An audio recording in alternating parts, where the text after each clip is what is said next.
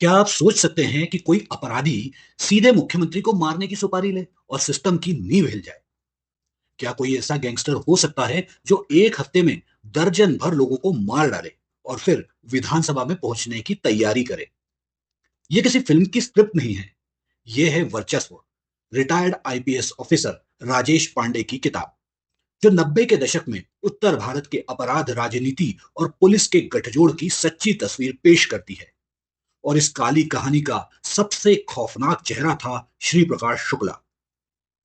कहानी की शुरुआत 1975 समस्तीपुर। रेल मंत्री ललित नारायण मिश्रा की मंच पर सरेआम बम फेंककर हत्या कर दी जाती है। यह घटना देश को यह समझा देती है कि अब कोई भी सुरक्षित नहीं है, न नेता, न अफसर, न जनता। और इसके बाद जो हुआ, उसने उत्तर भारत में अपराध को सत्ता की सीढ़ी बना दिया। बिहार और यूपी की सड़कों पर सफेद गाड़ियों के काफिले चलने लगे, बिना नंबर प्लेट के। बंदूकें बाहर लटकती थी और पीछे चलता था डर का सन्नाटा। 1996, जब राजनीति ने डर के सामने घुटने टेके। 25 मार्च 1996, गोरखपुर। विधायक ओम प्रकाश पासवान की दिन दहाड़े बम फेंककर हत्या होती है। और कहा जाता है कि पैटर्न वही है जो रेल मंत्री के हत्या में था। अब अपराधी सिर्फ माफिया नहीं थे, अब वो राजनीति का चेहरा बन रहे थे। बूथ लूटने वालों को टिकट मिल रहे थे, हत्या और बलात्कार के आरोपी विधायक बन रहे थे। और जिन नेताओं के हाथ खुद खून से नहीं सने थे, उन्होंने इन अपराधियों को अपनी ढाल बना लिया था। श्री प्रकाश शुक्ला कौन था? गोरखपुर का एक लड़का, पढ़ाई में तेज, गुस्से में और तेज। कहते हैं एक दोस्त की बेइज्जती का बदला लेने के लिए उसने पहली बार गोली चलाई और फिर पीछे मुड़कर नहीं देखा। धीरे धीरे वो केबल कारोबार में उतरा, जहां कंट्रोल हथियार से तय होता था। और सिर्फ एक हफ्ते में दर्जन भर लोगों को मार गिराया।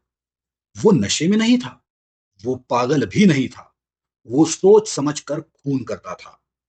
ब्रूटल, कोल्ड और पूरी तरह से प्रोफेशनल। और तब आई वो खबर जिसने पूरे सिस्टम की जड़ें हिला दी। श्री प्रकाश शुक्ला ने मुख्यमंत्री की सुपारी ली है। ये बात साबित तो नहीं हुई, लेकिन डर इतना गहरा था कि यूपी पुलिस को अलग से एसटीएफ बनानी पड़ी। STF versus Shri Prakash. STF यानी स्पेशल टास्क फोर्स, एक ऐसी टीम जो सिर्फ उसे खत्म करने के लिए बनाई गई थी। लेकिन श्री प्रकाश कोई आम टारगेट नहीं था। वो लगातार नंबर बदलता, जगह बदलता और हर बार पुलिस को चकमा दे देता। लेकिन उसकी एक गलती ने पूरे खेल को पलट दिया। Mobile phone. उस वक्त मोबाइल नया नया आया था। अपराधी नहीं जानते थे कि इससे लोकेशन ट्रेस हो सकती है। एसटीएफ ने उसका नेटवर्क पकड़ा, कॉल रिकॉर्ड्स देखे, लोकेशन ट्रेस की, और गाजियाबाद में उसकी पहचान पक्की हुई। एनकाउंटर हुआ, श्री प्रकाश मारा गया। लेकिन सवाल बचा रह गया, क्या सिर्फ वही खतरा था? वर्चस्व सिर्फ एक एनकाउंटर की कहानी नहीं है। ये बताती है कि कैसे एक सिस्टम ने एक नौजवान को डॉन बनने का मौका दिया, कैसे मीडिया ने उसके डर को ग्लैमर बना दिया, कैसे जनता ने उसकी कहानी में हीरो तलाश कर लिया, और कैसे इंसाफ, कानून और सिस्टम को हराकर डर जीत गया।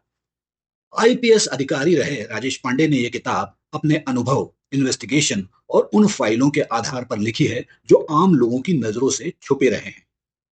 वर्चस्व कोई थ्रिलर नहीं है, ये एक सिस्टम की रिपोर्ट है जो बताती है कि अगर समय रहते ना चेता जाए तो वोट से ज्यादा ताकत बंदूक के पास होती है।